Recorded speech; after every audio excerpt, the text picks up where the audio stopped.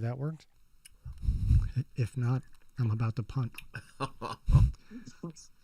Christian? Got them. I'm not hearing anything Not yet. hearing I don't know what anything. the name is though. I'm getting sound moving through the mixer. The pod looks like it's starting. At least from the settings that I can see here, it's working, but... Oh, it worked. Oh, All right, beautiful. All right. So this is the BARFF Fantasy Football Podcast. Yeah, we're here. We were just checking to see if anyone was paying attention. Take two. Thanks to those who weighed in. I'm Brian the Commish. This is the BARFF Fantasy Football Podcast, where we look at all things fantasy football through the lens of our league, BARFF. I'm joined down here in the dungeon. You can finally hear his golden voice. The owner, Born to Run, Walt's here. How are you? I'm doing great, and hey, you know what? These things happen. So yeah, that's embarrassing. We'll cut that out and yes, when we do the post-editing. videos. Yes. In post. So we were talking about first game of week 5. Talking about no lineup needed. Big victory, 132-93 over Soarin Eagles. No lineup moves to 2-3. Soarin Eagles falls to 2-3. Well, keys to victory. What happened in this game? Yeah. So did Christian stay with us? Christian, are you still here? Yeah. Okay. I'm here.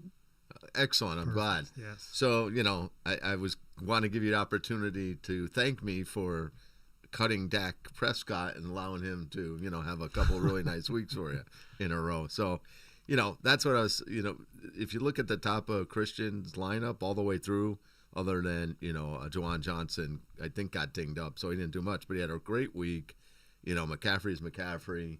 Right. The guy, that's the guy you wanted when you drafted him where he was drafted. So, and, so solid week. But then on the flip side, Jordan really not a bad week, but, looking at Ertz, then Walker, the Giants D, and even the kicker, the bottom half didn't really do anything. So totally to me, betrayed.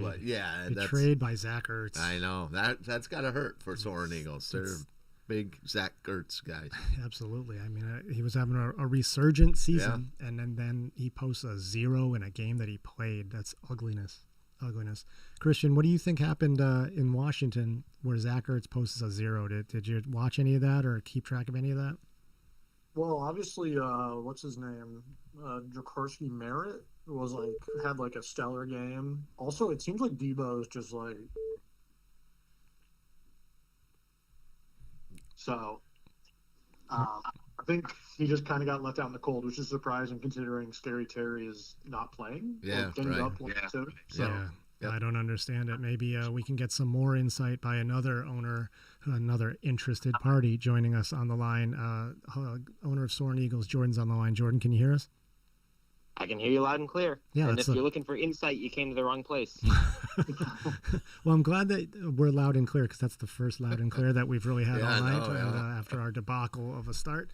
And Zach Ertz, Jordan, and any word out of Washington, or was this just hey, we forgot to throw the guy the ball? Yeah, word out of Washington is Zach Ertz will not see another starting lineup in BARFF this year. Wow. I don't know, what are they doing? I can't stand that. You can't keep rolling with a tight end who puts zeros up. So he's out. Whoever wants him gonna have him. He's dead to me. I did see that he ended up on the chopping block, so he is out there. Oh, he was cut already, huh? Right? Did I see that right? Did you cut him this morning or yesterday? Oh yeah. He was cut before waivers cleared. Oh yeah. This is like the week of the mid tight end being picked up off waivers. I've never seen so many guys. I'm like, wow, who got picked up? But you don't like Mason Taylor? Okay, I do actually like that. I do like that pick. Like I was looking for him, but I've never expected to be like, yo, I can't wait to play the Jets tight end this week. It'd be awesome. I mean, you got a Giants and Jets tight end, both right? starting lineup. That says a lot for where we are when it comes to tight ends. There's a lot going on. Yeah. And Christian in tight end land, Juwan Johnson, who started the season red hot, is also cratered. This position, this is the most jinxed position in fantasy football. It's ridiculous. Go ahead, Christian. Yeah. No, I'm concerned. I did drop him this week. Again, I'm in the same boat as Soarin Eagles here. I'm a little afraid of that offense. I have Olave, which I like because they're throwing the ball a lot, but then they have 3 tight ends that are all usable, including, including Johnson. So at least this week, it's not worth going with him. Plus, like, I don't want to be too leveraged to that horrible New Orleans offense. Yeah, 100%. Jordan, outside of cutting Zach Ertz and picking up Mason Taylor, any other moves? As you're 2-3, you're still very much alive. How do you feel about your lineup overall right now? I don't love my receiver situation. I would like a few of them to just start being consistent. But like I like besides DJ Moore, I wouldn't say that anybody has really just completely power outage on me this year. Mm-hmm. It's just nobody's stringing it together at the same time, and like one or two of them are busting on me every week. Right. Yeah, that's tough when you're playing that guessing game on trying to figure what's the right combination that you put in your starting lineup. So, absolutely. Yeah. Well, I feel like I have the most 11-point projected wide receivers in the league on my bench right now. I don't know what to do with them. Hey, don't change a thing, my friend. I don't want to give advice, but I'm very happy where you're at. Yeah, we'll get to standings after week 5, but there is a lot of interesting things going on with standings wise. Well, where are we going next? Let's see. Let's go to another. I wish he was on the phone, but let's talk about your nice win against the Pantloads. Wasn't even really that close. Sody Pantloads and the Knuckleheads go at it. Was projected to be a razor sharp squeaker, but it was not. Walt, tell me the story about this game. That story is, I don't know how you start Willie Marks and. I don't know. He was a believer. He picked them up. That's $150 player. Exactly. Which, by my math, that's roughly like $63 a point. Yeah, let's look at what he paid for that 2.4 points. He paid $150, didn't he? He paid the whole thing. Yeah, so it's 2.4 divided by 150. Wow, what do we got? Wow. That's what he got his return on his investment, 0.016. So it was not a pretty day. Yeah, no, that was not good. And same story. The bottom half of that lineup, Trey McBride again, 9.1. Mm-hmm. That was unfortunate, but of course, when you saw what the Cardinals did to give that game away, that's not that surprising. Yeah, that's the second time. It's just ugliness. What's going on with some of these players? Yep. Just hold on to the ball, man. Exactly. And then, you had Fields picked up so much garbage points. Rashad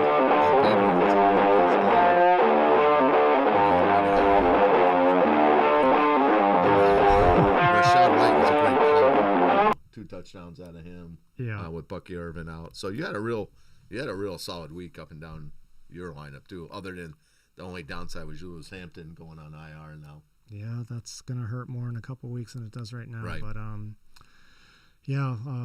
Kyle gets betrayed the bottom. Even Trey McBride that off day. It's just he's got the talent on the roster. They just didn't show up. Maybe a little bit too much faith in the Woody Mark situation. I mean, I know, right? You look at Chase Brown, you're saying, well, he's probably unstartable, but I don't know. I think I would have rolled with Chase Brown over Woody Marks. Yeah, Chase Brown's having an off year, but there was just too much unknown. Not anymore. He's on a new team, so he's got a new beginning. It's going to turn around for him.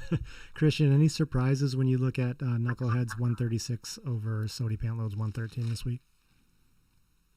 Not.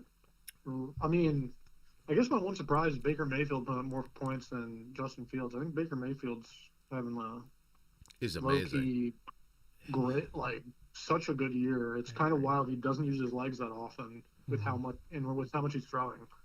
Love that. Also, just Sody's bench is better than I think half of my team, which is crazy to think too.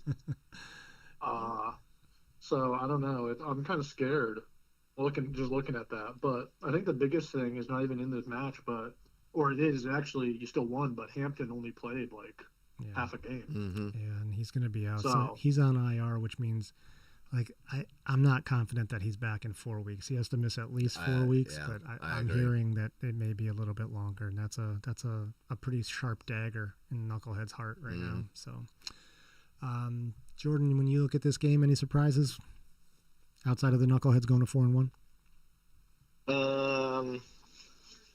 No. No surprises besides Woody Marks, because I was willing to pay a steep price for him too. I saw that. He goes crazy the week before. The coach hypes him up, and then he does nothing against on a game where they should have been running the ball the whole time. I think they just want to give CJ Stroud some confidence because he has been having a tough go of it. So maybe they just let him chuck the ball around. Maybe they wanted to give Nick Chubb a little bit retirement bonus, but I would not have predicted that in a million years. And also, my last comment, we got to sign off. So have a good rest of the pod. All right. All right, Jordan. Thanks for joining us. We appreciate you calling in. I will say one thing about Sodi as Jordan leaves the pod for tonight. He is in Devonta Smith hell, and so many of us have been there.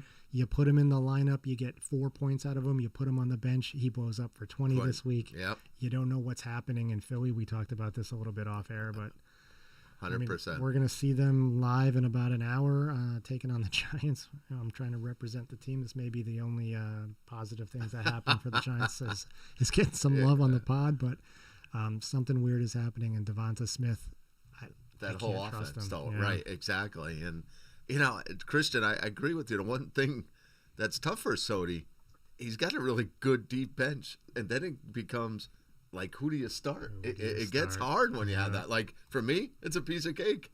There's, no one really to consider. I mean, right. Same. Yeah, so. I'd be happy to, Sodi, if you ever need some help simplifying your bench, I'd be happy to take some players off your hands. So. He was shopping running backs. He was. He did shop some running backs. He came a calling for me as well. We'll talk about some who do you start, because there are some difficult, difficult lineup decisions for a lot of teams in fantasy land to make. So, where do you want to go next in Week 5 action? All right, let's go to the Beans and Huey, our I think only undefeated team left. Correct? Huey Lewis in the News is our only undefeated team left. They go to victory 132.8 over 113.4 for the Beans. Huey Lewis moves to 5-0, as is not uncommon for them. Storied franchise. What was their key to victory against the Beans? I gotta say, this could be probably the best draft pick right now as it's panning out. You got, Jonathan Taylor. I mean, number 2 ranked. He's averaging 24.7 points. It's crazy. A week. It's crazy. This is the best player in fantasy right now. Yeah, my number 2 running back, I don't think has 24.7 points for 5 games. So it's that's unbelievable. And then nice game out of Jefferson. You made that trade. There was a lot of potential criticism, but it's working out for him. Breece Hall against the Cowboys. I mean, anybody is probably going to have double-digit points against the Cowboys D. And on the reverse, I think we did talk about this. There was just some tough matchups for the Beans all the way around. I mean, A.J. Brown against Denver, that was really tough. But he had a decent week. I mean, Kelsey, I always think if he's getting 19, that's overperforming now for Kelsey, honestly. But when you get -6 for your D, that's brutal. That's brutal. That's rough on a tough week. Christian, I'm looking at Boston Beans, and last week we had talked about the, I guess, terrible play, I'll call it, or terrible production anyway, that you're getting out of Jamar Chase and A.J. Brown. Jamar Chase blows up this week trying to make us eat our words. He goes 31 points. But is this a mirage for Jamar Chase? Even as Joe Flacco comes to town, can Jamar Chase maintain fantasy production of a first-round pick now with Flacco, or was this just, are we going to go back to 3 and 4 point performances? I don't think it'll be 3 and 4 point, but again, those, almost all of his points came with 2 garbage time. Yep. Prevent defense touchdowns. And the touchdowns he had were actually spectacular catches. Still. They were. But I'm still worried because Joe Flacco was benched in Cleveland for a reason. So I don't know. I don't trust that offense at all. I mean, hopefully they prove me wrong and Jamar goes off. But maybe not 2 or 3, maybe 8 or 9. I don't know. I still don't trust that offense. Yep, gross. And there's old friend Nick Chubb eating up the Woody Marks Yeah. touches and scoring 12.1 points. But I think the question we have to ask ourselves, a guy that's a Miami Dolphin fan, Hill is out. How do you not start him Waddle? That's what I was looking at. That was a bit of a surprise. We talked about that a bit last week, and sometimes you gotta make a move. I think he could have said last week, "Hey, it's early for AJ Brown." Yeah, I know. I think especially with Waddle's situation, I have to agree with you. It's time for Waddle to get into that lineup. And it's time. I mean, we've talked about it. I know it's tough. You got to pick a guy that high. You got to stick with him. But let's look at reality. He's the 41th ranked receiver. Yeah. He's averaging 9.1 points a week. That's just not going to cut it. Yeah, you can do better. Yeah. You can do better. And if it starts to turn around, then you look back at him. But that's hard. I appreciate the Beans' loyalty to his, Top Gun. But I think, when now he's 1-4, I think you got to start making some moves. I agree. Christian, Huey Lewis in the News has been getting great production from Justin Herbert, who, even though he has all the talent in the world, has not necessarily had that translate to fantasy production in the past. There's serious offensive line problems for the Chargers right now. The 16.3 points that he put up this week, do you feel that this is going to be more the norm for Justin Herbert until they can get that line straightened out, or was this just an aberration for him? I mean, I think it might be more the norm because let me check his stats. He put up 60 yards on the ground too. So I don't know exactly how many yards, but this was his arm. Oh yeah, 60. So he got 10 points passing. That's not good. No. Right. Especially for the amount of he has literally 3 potential number 1 wide receivers in his repertoire. I don't know. That's tough. I would not feel comfortable starting him personally. Yeah, they looked out of sync too. I was watching the game. The offense did not look good against the Commanders at all. You're down both tackles. Yeah, they got. I think there's a backup center. It's gross. I don't know really how Marion Hampton was getting the yards that he was before. Yep. It's the wheels are falling off that bus pretty hard. Enough for the Giants to beat them. So good point. That's a good litmus test of where you are as far as go Giants. But geez. All right, where are we going next? We're going to talk about my game, which was very competitive. Yes. What a squeaker. It was a squeaker. I was sweating it. Born to Run wins 139.9 over 134.3. Worst team ever. Hard luck, worst team ever. Taking another loss following the 1-4. And Born to Run, you improved to 2-3. Tell me about your game. So, early on, JSN went off. Ibuka was amazing as well. Yep. And then I got Williams going in a later game, not doing much, but I'm not worried. And then I'm like, he's gonna do something, right? And then when he only ends up with 2 points, I'm like, oh my god, I'm now gonna lose, right? Because I thought, and then it's funny. I was not feeling great. Worthy was getting a lot of looks.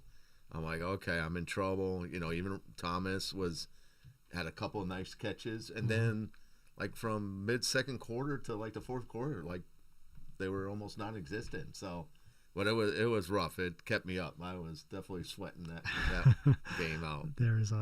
That's a stressful experience for sure.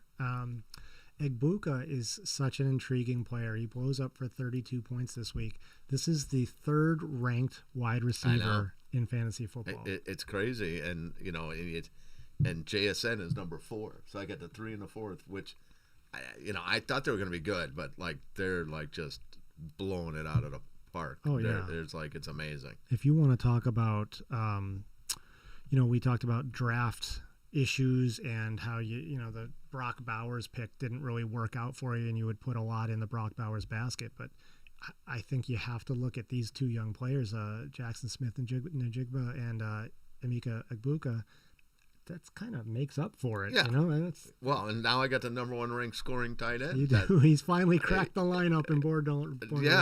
Because the advice I gave to Tony, I took my own advice, and that's hard. I mean, Bowers was iffy on whether he was going to play, but I didn't even care. I already had Ferguson in. It didn't matter. Yep. I'm like, no, I'm making a switch until I get Bowers back completely healthy.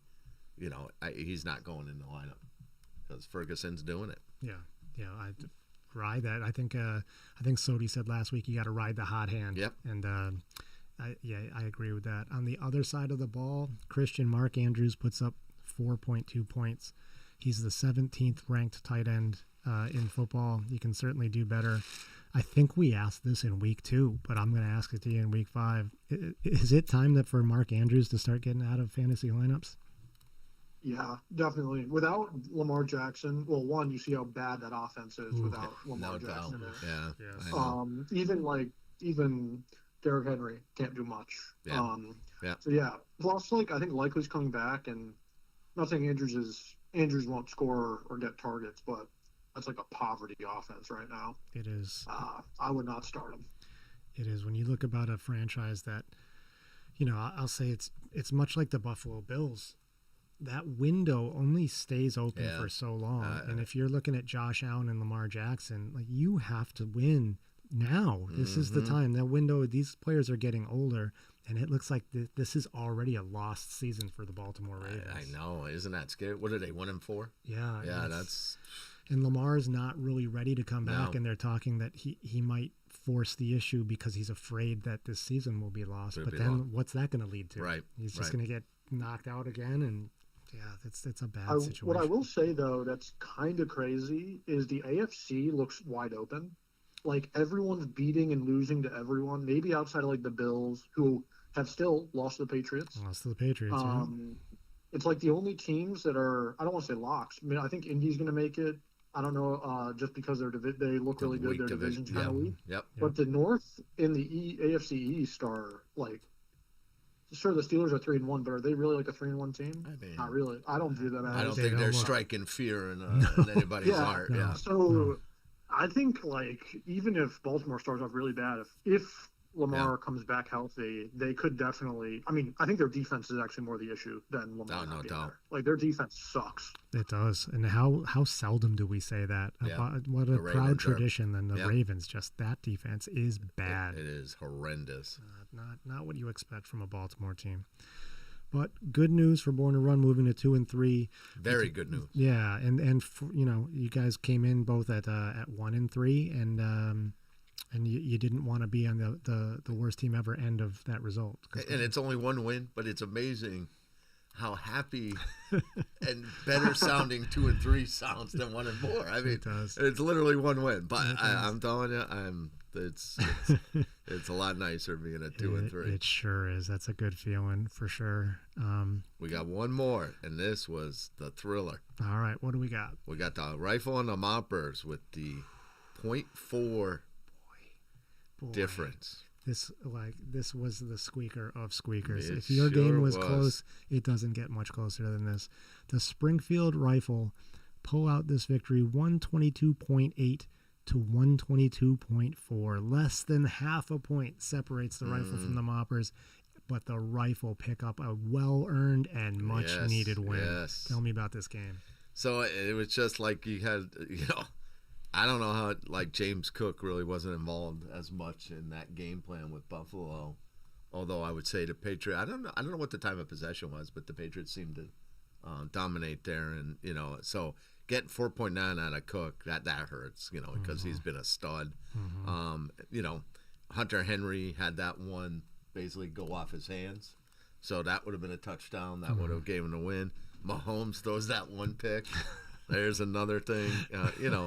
I would say the only thing with the Moppers is they've been loyal to Jacoby Myers. I don't know. Maybe it's time to. I know his receiver core is lacking a little.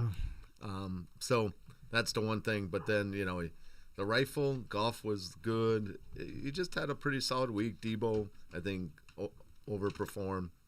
But it was Laporta was good, and this is where I give him a ton of credit. He started Darren Waller. He did. I mean, Waller had a good week, the week before. Yeah. But to think he was going to put 2 solid weeks together, Uh-huh. I was not convinced. But kudos. Yeah, To pull the trigger that's on that looking like one. a good pickup Yeah. so far. Yeah. Yeah. But he's already got a questionable, I see. So Oh yeah. Yeah. that's the problem with him. Yeah, there's a lot of problems Yeah. with him, but he's a really talented player. I Yeah. hope he can just find his way to stay on the field and stay focused. So this is a huge win for the Rifle. Huge. They're back in the running at 1-4. 1-4 doesn't sound great, and it's not great, but man, 0-5 would have been. I mean, I don't know that you recover from 0-5. I mean, that's a dagger. Yeah. I mean, how do you get by that? So that's everything looking up, and it can't get more exciting than this. You are a 4-yard run or 5-yard run away from a loss. Oh yeah, that's exactly. It's so crazy. It was. Christian, Rifle moved to 1-4. Everyone, pretty much consensus in the league was that people really liked Rifle's team coming out of the draft. I don't want to rediscuss this. I think we talked about it a little bit last week, but what do you feel overall looking at this lineup with the Rifle? I see it on the screen and I'm thinking, yeah, you can win with this team. So do you think that the Rifle have good things ahead? They're getting this first win is just going to open the floodgates a bit. Well, I'm playing him this week, so I think he might be going to 1-5. 1-5, yeah. No, I mean I like his team a lot. I think the one, I won't say question, the dude he has 4 tight ends on his team. He does. 3 of them are very good, Yeah. but he does have 4 of them, so that might be like the one thing. But Josh Jacobs is coming back this week. Jordan Love, that matchup looks really juicy against Cincy. Yeah. Yep. So like his team is, I mean, maybe outside of wide receivers, like he does have like a great team, I will say. Like I'm obviously he traded away Jefferson, so maybe that would have been maybe that would have solidified it. I think he can come back. I think he can. I don't think anyone's out yet, personally. It seems like there's a big pack of just below or at 500 teams, near 500 teams, Yep. or that I'm still feeling like anyone could get that 6th spot. Yeah, that's going to be. I can't. I don't want 6 weeks to pass, but in 6 weeks we are going to be talking about these dog fights that are going to go on for those last couple playoff spots. It's so crazy. Also, in a year, this tells you the courage of the Rifle. In a year where tight ends are just a disaster, when they needed it most, the Rifle plugged in 2 tight ends. I know. And came up with the most important win of the season. That's what I mean. It was a stroke of genius there. Unbelievable. Yep. Good for the Rifle. So that is week 5. So let's take a look at the standings if we could. Right now, we've got in first place, sole possession, last undefeated team, Huey Lewis and the News at 5-0. Whopper Moppers, we just discussed, they lost to the Rifle. They fall to 4-1. Knuckleheads pulling in at 4-1, also in a tie for second. Sody Pantloads 3-2. And then we start the teams 2-3 for No Lineup Needed, the Soarin Eagles, and Born to Run. And then we've got Boston Beans, worst team ever, and the Springfield Rifle pulling in at 1-4. Bottom 6 teams could be in a dogfight for these playoff spots that we're talking about. As things have shaken out, Walt, over the first 5 weeks, any surprises looking at the standings? I mean, we already talked about the Rifles, so, I would have not guessed they would have been, in the basement. But I always, again, look at points for, and, if you base it on that, that's where they deserve to be. I mean, they have the lowest point total in the league. Right. Guess who's right there with them? Worst team ever. But, hey, I'm not going to say too much.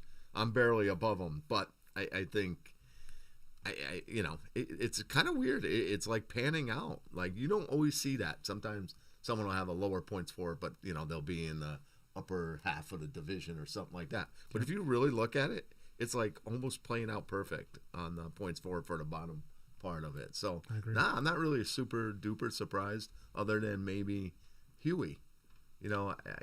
Again, he always exceeds expectations. Mm-hmm. It's just, I thought his team was good, but 5-0.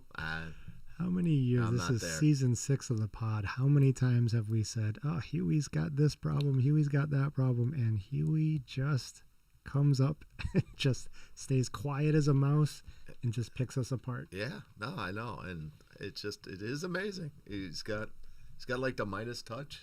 I don't know how he does it. It's pretty. It is. It's and you would think it's a fluke, right? But I mean, year after year after year, I just like it's insane. Let's take a look at the chat before I go to Christian on the same question. Sox fan 7687 weighed in with Woody got the Supermax contract, talking about the $150 for Woody Moore. That's pretty good. And that Chase Brown is now your problem. We'll talk about transactions. And Kuz says he's still paying Naeem Hines. He's got a little Bobby Bonilla contract situation going on. So that catches us up with the chat. Thanks for weighing in, folks. We're going to get to a question that Sox fan 7687 threw in on our promo video because we said that we'd take any questions that got put up. But before we go there, Christian, looking at those standings right now, any surprises to you for any team that's where they're currently sitting? No, I don't think so. All I'm going to say, though, don't let no lineup go 0-3. Like, I feel like it happens every year now that I go 0-3 and then win games. 100%. But, I mean, I don't know. I kind of not – I think there's just some unlucky hands considering I lost by like 10 points total across the first 3 weeks. So I could be up there in a different spot. It's true. I mean, look at your point total. 100%. Yep. But no, I think this year, I mean, maybe outside the rifle and worst team ever, which might have just been some underperformance in the points, this year feels the closest in terms of points. Like, you're talking about a 10-point-a-week difference across most of the league. Yeah. So, I don't know. I feel like this might be the year that I feel that the league's the tightest right now, even with a 5-0 theory. Yeah, it feels like a lot of places are not, locked up. No one's. I don't think the picture is even. I think less clear than it was last week. I'd agree, and I mean, I look at any team, and I don't think anyone here says, "Oh, when I play that team, I feel like I'm going to lose." Right. You know what I mean? Right. I don't see that at all. I think everybody's got some, strengths, and then everybody, for the most part, I feel has a bit of an Achilles heel at one position. Mm-hmm. So, I think because of that, it's like the great equalizer. 100%. When I'm looking at this, so, you would look at it, and based on performances and scoring points, you'd say, well, it's a surprise for no lineup. But as Christian just pointed out, no lineup goes 0-3. Like, this is just a thing. So the 2-3 right now after 5 weeks, I can't say that that's the big surprise because that just seems to be the pattern that the season takes, and then they start to blow up. But for me, the biggest surprise, I think, even though he'll tell you straight out that his team stinks, Boston Beans right now sitting in 8th spot. I can say coming out of the draft, I didn't really see that as being, I mean, of course it's possible, but I thought that's that they'd be fighting a little bit more. They've had a little bit of power outage. They've had some tough luck losses, but that's a surprise to me. I like that team coming out of the draft. Yeah, no, I mean, I can't disagree at all on that because, who's predicting as A.J. Brown's the 41th ranked receiver? Give me a break. Right. And I was actually looking at that team coming out of the draft, like, what were the rest of us doing? Yeah. How do they have Jamar Chase and A.J. Brown? Yep. And they're just being betrayed right now. Yeah, and even, I mean, I'm just looking at Chase, right? He's the number 7th rank, which is awesome, but that's not your number 1 pick, right? Right. I mean, some of these numbers get inflated, the rankings, because a guy goes off 1 week and then he's, giving you garbage for 3 other weeks. So. Exactly. And then, he lost Evans. So he's had some bad luck. I mean, Evans is out. Yeah. That's what we were saying. Look at those 3 receivers he had. Evans, Chase, Brown, right? So, and, then Evans goes, then Connor's out for the year. So, yeah, he's definitely he's had some unfortunate luck on the Beans. 100%. All right, let's jump into Week 6 action. Oof. We've got some games coming up. Yeah, we do. Oof, we don't want to use implications yet, but boy, there's some. I'm going to write off some teams after this week. Yes. I'm writing. There's a couple of matchups. The loser, I'm going to call it. They're done. All right, let's jump in. Which Week 6 game do you want to talk about? Well, let's go. This one's my favorite. It's the let's go to Pantloads and the Moppers. I think this this is a marquee matchup of It two of the is. better teams here. It is. They got Whopper Moppers, our second place team at 4-1, taking on Sody Pantloads, fourth place team at 3-2. Right now, projections have Sody Pantloads 132 to 128 victors. You agree with that, Walt? Yeah, I do, because there's a couple of red flags for the Moppers that I'm concerned about. Hubbard, I don't know, he didn't practice today. It's a great matchup against the Cowboys, but if he doesn't play, you go look at, I mean, he's going to Zach Charbonnet as maybe or Carter again. I don't know. That's unfortunate, because that's such a great matchup. So he loses that, and then I think the Pantloads, they pretty much got all their guys this week that he can pick where he wants to start. Yeah. I'm surprised he's not going with Judkins, honestly. That's a little surprising. But Javonte Williams, Bijan. Yeah, I mean, with Javonte Williams and Bijan right there. Yeah, I mean, the lineups, he's got a really good lineup. Yep. So, yeah, I think the Pantloads, of course, I thought he was going to win last week, so he's probably going to hate that I'm predicting him again to win. No one in that lineup right now, as they have their starters up, no one is ranked lower at their position than 12th, and that's Rome Adunze at the deep wide receiver position. Wow. So that's a good roster as we head into the midpoint. Yeah, and he's emerging too. So I like him a lot, actually. Me too. I agree. Christian, who takes this one, Sody Pantloads or Whopper Moppers? I think the Soats. The one guy I'm kind of concerned about is Garrett Wilson versus Denver, because Pat Surtain's definitely gonna stay with him, especially because everyone talks about the Devonta Smith curse. He is facing the lovely New York Football Giants. Yes.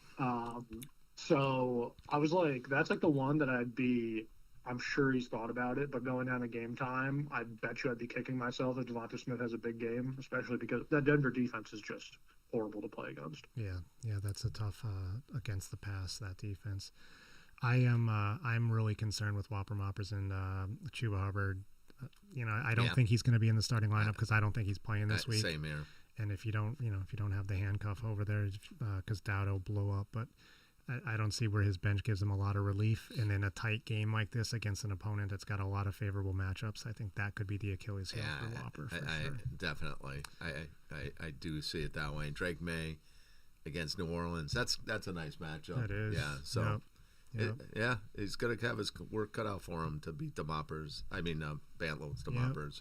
Yep, but the Moppers are our defending champs, and he's got a good team. Let's see what happens. This will be a good game. Who else you want to talk about?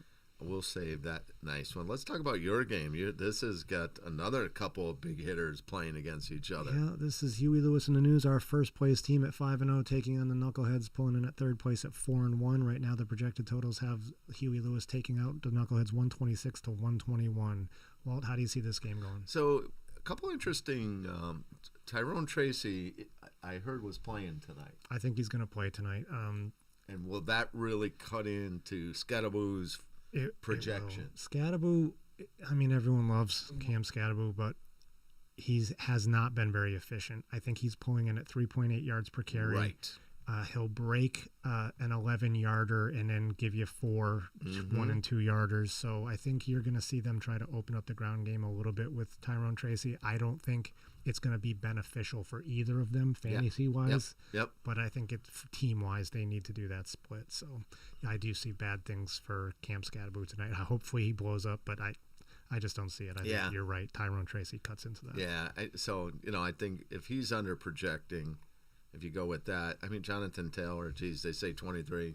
I don't know. I mean, he's averaging 24. It's kind of low. Right. And that's Quentin Johnson, if he's healthy against Miami, that's a juicy matchup. Yep. But, you got Dalton Kincaid. Who knows? He could throw a 0 up for all we know there. So, and then I flip on your side, Rashid White, I like that, especially it doesn't look like Bucky Irvin's going to play. St. Brown against Kansas City, you would think that's going to be a slugfest. I hope so, yeah. And then Pittman, he's another guy reemerging, I think. Yep. So, overall, I like your matchups. I don't know, Zay Flowers, though. So you got a couple of question marks, too. Yeah. I mean, Zay Flowers if Lamar ain't playing. He's banged up, but I can. I've got some. You got some depth, stuff up your sleeve potentially, right? Yeah. I've got some things that I can do. Yeah. So I'm going to give you a slight edge, but it's hard to go against Huey because it's Huey. It's Huey. So, but I'll give you the nod and buck the projection. Christian, 5 green check marks on each side of the ball. Who takes this game? I'm liking your team there, Kamish. I am a bit.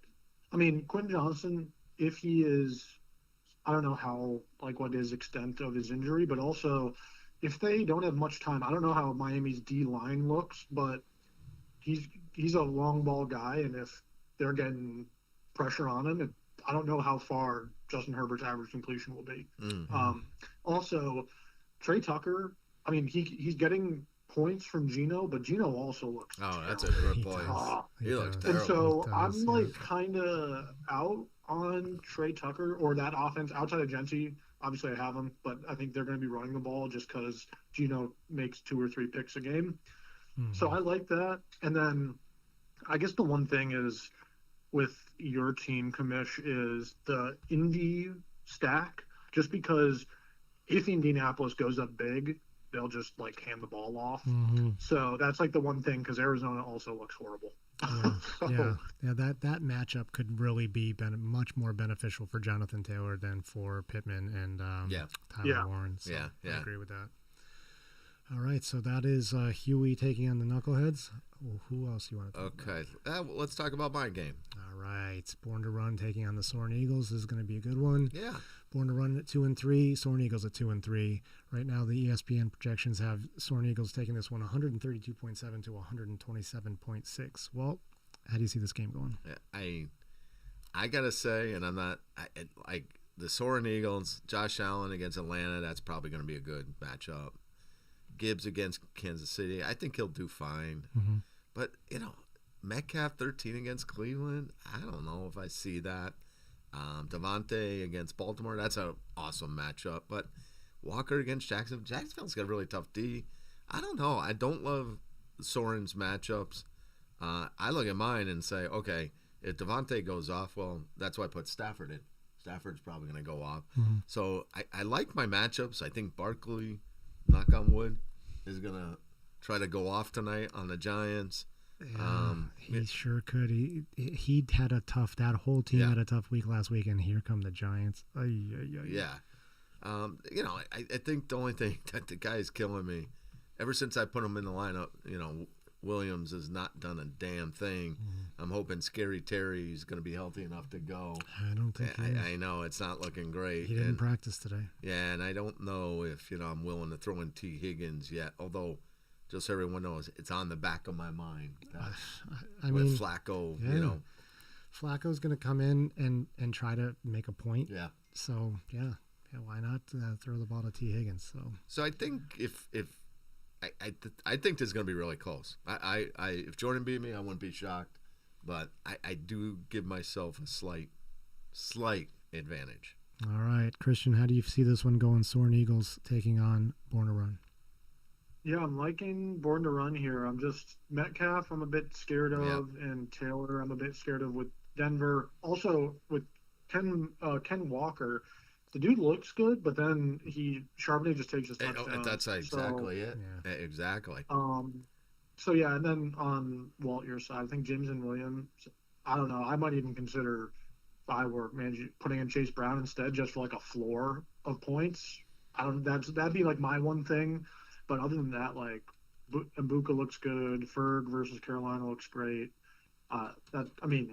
You're sort of playing with fire with the Chargers, but outside of that, I really like your team. Yeah, and I am considering kind of what you said, Christian, is moving Ibuka up to the receiver and maybe flexing Chase Brown. Mm-hmm. It's a possibility. Yeah, or Higgins. These are just Band-Aids for you. Eventually, McLaurin will be back. He'll be healthy. He'll be picking up points. It's just not going to be now. I don't think he's playing this week. Where do you want to go now? All right. Wait, did we get through everybody? Because I don't think so. No, we didn't. Christian, we didn't do your We game. didn't do your game. Yeah, we got to do your No, game. we have not. No lineup needed at 2-3, taking on the Springfield Rifle. Just picked up their first game of the first win of the year to go to 1-4. Right now, ESPN projections have no lineup, taking this one 135 to 123. Christian, do you agree? I do. I really like my matchups this week. I think at Genty versus Tennessee could be really fat, especially because I think Gino is not going to be throwing the deep ball a lot, and their run defense is pretty good. I like Dallas versus Carolina, and I love Tet versus Dallas, considering they can't keep the ball out of anyone's hands. So I'm really liking my matchups. I am scared, though, of Josh Jacobs versus Cincy. That could easily be a 30-point game. But I am confident in my team here. I think I have a good lineup for this week with good matchups. All right. Walt, what do you think? Well, I don't agree because I think Christian's going to get like 160 for points. Christian, I think your lineup is like, I mean, your matchups are unbelievable. Dallas against Carolina, I think that's Pickens, Dak are going to have really good days. Genty, I saw that, Pete Carroll called out Chip Kelly saying he doesn't like the play calling and that he should stick to the run more. So, I mean, that's perfect. And McMillan, I mean, let's face it, the Cowboys secondary stinks. He's going to be double digits, if not, like 20 points. So I think you're going to have a big week, Christian. The only thing I can see... Yeah, appreciate it. I could see turning the tide in that Dallas game possibly is the Dallas pass rushes. Seems like they're coming to life. So if Bryce Young is running for his life, that may take a little bit of the edge off Tet McMillan, but that's just a hope for you. You got that they come and up. that's true. They definitely... But again, I look at the opponent they played, was that a mirage? Because, I mean... Right.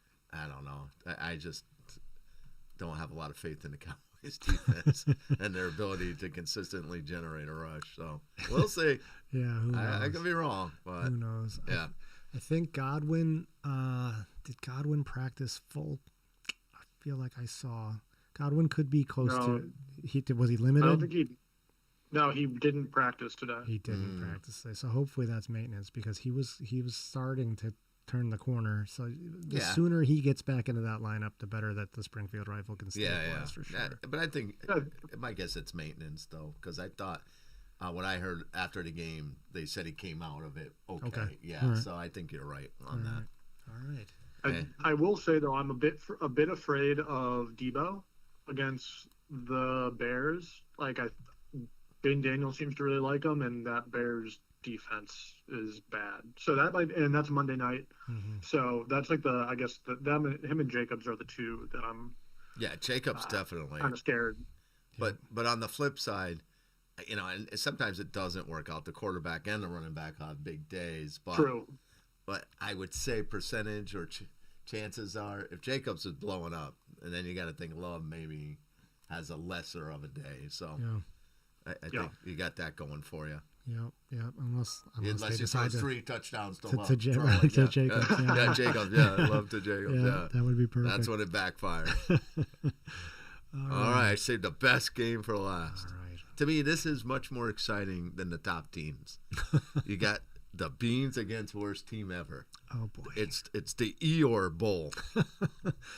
Beans taking at 1-4, taking on worst team ever at 1-4, and it's razor thin projection. And the projections are even better too. It's just like this is like classic. This could be, and both of these teams are desperate for this win. So who takes it? Beans versus worst team ever. Wow, I gotta tell you, the Beans. So Hurts against the Giants, right? I think the Eagles scare me. I feel, and as you said, we talked before we got on air, they seem dysfunctional to me. Something's wrong. And I just think something bad happens early. I feel like A.J. Brown, just blowing a gasket and having a tantrum. Yep. And I don't know. There's just something about it.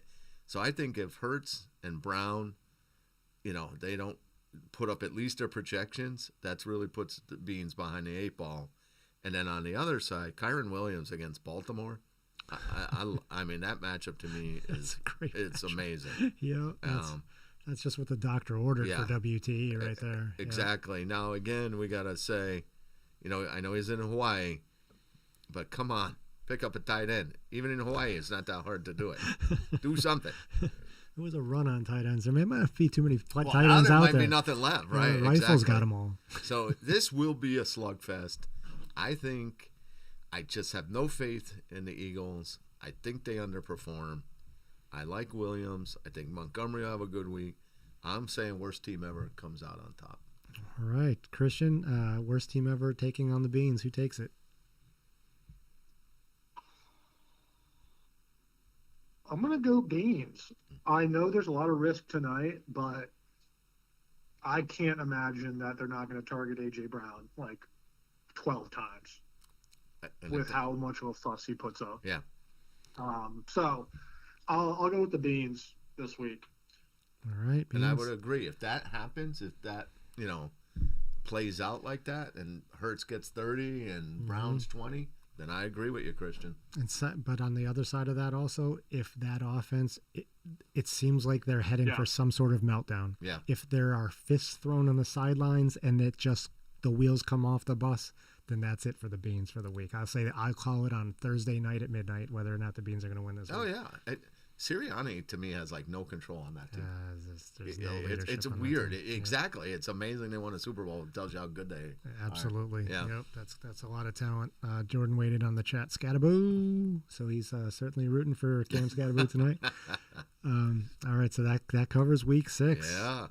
A great week of games ahead. Let's talk about the question.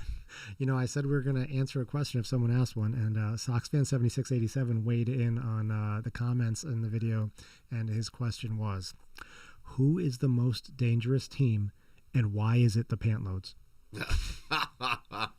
When you ask a question, you're not supposed to answer it. Isn't that the point of a thing called a question? That's the super fan for Sody Pantloads right there. Amazing. You know what I want to do? I want to do a little bit of who do you start? Well, let me address the Pantloads. Oh yes, please do. Also, coming off, comment was made by a super fan for a team coming off a loss. It's a bold statement. So I don't know. I mean, I give the Pantloads a lot of credit. I think they built a very good team this year.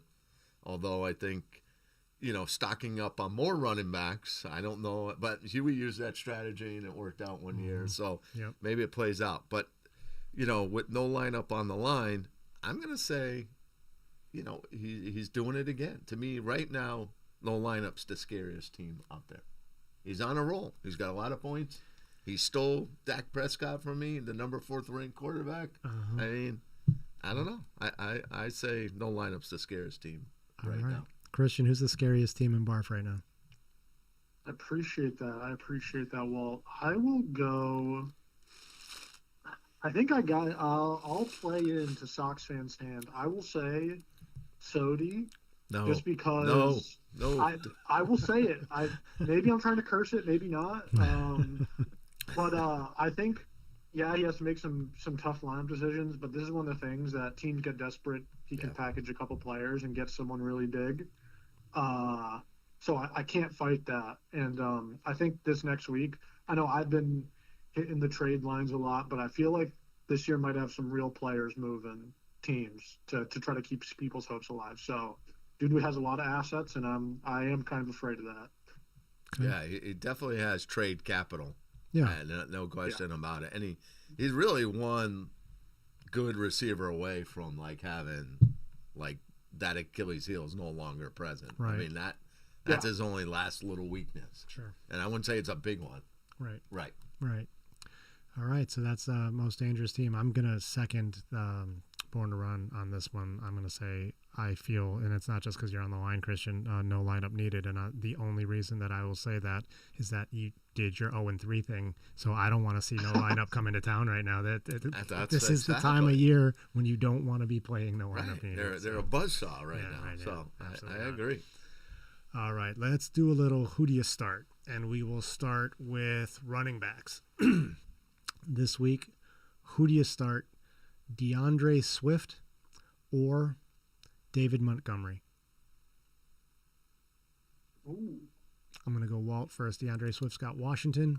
David Montgomery has KC. Who do you start? So I got to say, although, every week he's had a good week, he seems like he's followed it with not so great week. But I see a couple of touchdowns in his future against Kansas City. I like Monty. I think it's going to be a slugfest. I see him getting a touchdown or two. So, there's 12 points. He throws in a little yardage. Mm-hmm. So I think David Montgomery is the guy I would put in to the lineup. All right, Christian, DeAndre Swift against Washington or David Montgomery against KC? Who do you start? I'm going to go DeAndre Swift. Bears, the Bears have looked pretty decent, but the thing with Dave Montgomery I'm kind of afraid of is, one, their offense doesn't really, as much as they play them both, that Detroit offense doesn't really need, one piece can always be excluded from a big game because they have so many pieces. Mm-hmm. And I just think they're going to, as much as they use him as a semi-2 to Jahmyr Gibbs, I think Jahmyr Gibbs is just going to keep eating more and more of the game because he's so dynamic. Mm-hmm. So I'm going with DeAndre Swift. I think he's looking good this week. All right. So that was running backs. Let's talk about wide receivers. Walt, Devonta Smith is playing tonight against the Giants. Marvin Harrison Jr. has Indianapolis. Who do you start? Wow. I just think the A.J. Brown factor, and to the point that no lineup made, if he's going to be a focus, then I'm thinking he has a bigger night. Devontae takes that, back seat. Harrison, I think, it is a pretty good matchup against Indy. I see them being behind. So I think Harrison, to me, is a safer play. So I'm starting Harrison. All right, Christian, Devonta Smith against the Giants or Marvin Harrison Jr. against Indianapolis. Who do you start? I'm thinking I'll go opposite of Walt again. I'll go Devonta Smith. There's enough. The Giants' defense can give up enough to have more than one person eat. Plus, no Kyler Murray. That's my big thing. But it's going to be Saquon Barkley. At least to my true. Okay, I can see that. Yeah, especially I could see that, especially with the stuff coming out about John Mara denying his trade request. So I could see it, but I don't know. I don't trust the Cardinals to do anything correctly. Yeah, how can you after blowing that game? 100%. 100%. All right. So that was wide receivers and running backs. Quarterbacks. Walt, who do you start? Drake May against New Orleans or Daniel Jones against Arizona? So Daniel Jones couldn't crack my lineup. I went with Stafford over him. So I think I have a tell. I think I'm going Drake May against New Orleans. I don't know. I didn't love the matchup for Danny Dimes this week. Yeah. He's not been bad the last few weeks. He just had he started out so hot. Yeah. Expectations got Yeah. So, high. I think he started to play like Daniel Jones, and as a fantasy, he's doing pretty good as an NFL player, but fantasy-wise, he's kind of back leveling out a little bit. Yeah. So, and May, that game was ridiculous. He made some throws that were just amazing. So I think he's on a roll. So I like Drake May. All right, Christian, Drake May against New Orleans, Daniel Jones against Arizona. Who do you start? I'll go with Drake May on that one. He's looked pretty good. I'm not going to play into a Patriots fan hand by saying he's the next Tom Brady or Josh Allen, but the dude can sling it, and they're looking good. Yep. So I'll go Drake May. Picks up some yards with his feet, that one. That's also. true, too. That's pretty good. Yep. All right, let's go. People in the chat are saying Soarin Eagles are the scariest team in BARFF. That comment was made from Jordan. Jordan is also, I believe, as part of the Montgomery conversation, just says Gibbs. And Coos says New York Giants have a bad defense, and they are, as of right now, correct. Hopefully they can turn it around, but you can't argue with that. I will tell you, as a Giants fan, I would like to see if things go the way that I think they are, Shane Bowen, nice fella, but defensive coordinator, you got to be shown the door. You got to 10 days before your next game. Now's the time to do it. Yeah. It's time. That's a very good There's call. way too much talent on that defense for them to be a turnstile. That defensive line and linebacker, it's unbelievable. Yeah, no doubt about it. It's enough of that scheme. So, all right, that was Who Do You Start, and that wraps up BARFF Fantasy Football Podcast, Episode 6, Week 5. We are already done. I actually have to cut in. No, please do. What about the Guillotine League? Oh, we did not cover Guillotine. What a save by Christian goodness. coming in. So we had 4 teams remaining. The 4 teams remaining were No Lineup Needed, Sody Pantloads, the Knuckleheads, and hold on. It'll come to us. It'll come to me. Hold on. Let me just cheat. We always have to reverse engineer this every week. Yeah, boy. To figure out who's left. I totally forgot about that one. So nice work, Christian. Yeah, that was an awesome save. So of the teams that were participating, the remaining teams are Soarin Eagles, No Lineup Needed, Sody Pantloads, and the Knuckleheads.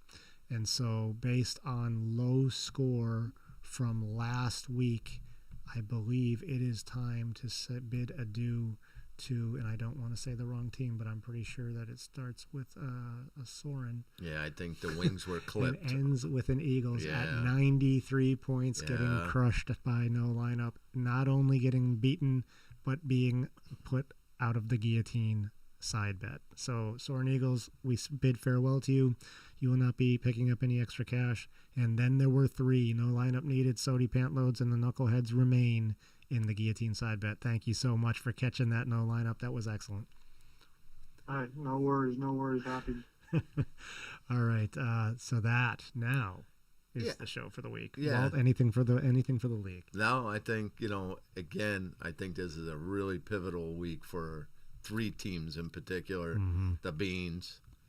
No lineup, and of course, worst team ever. Yep. Because potentially you're going to have at least 2 of them that are going to be 1-5. So I just 1-5. That's such a deep hole to try to dig out of. It can be done, but been there many times, and it's not a good place to be. No. You don't even want to visit for a while. No. And desperation starts sinking in. It's cold down there. Yeah. Then the wolves start to circle with these trades, and I guarantee I got a little snake oil to sell you. You'll be knocking on the door. He smells blood in the water. Christian, anything for the good of the order before we sign off? Nothing from my end. Just happy to be on. Yeah, it's great to have you. Thanks for joining us. It's great to have you. We missed you last week. It's great to get your insight and a great save at the beginning of the show, and you end the show with a great save. So yeah, I feel, Christian, we're grooming you to replace either one of us or maybe potentially both of us. That's right. Broadcast live from the Windy City. Exactly. I love it.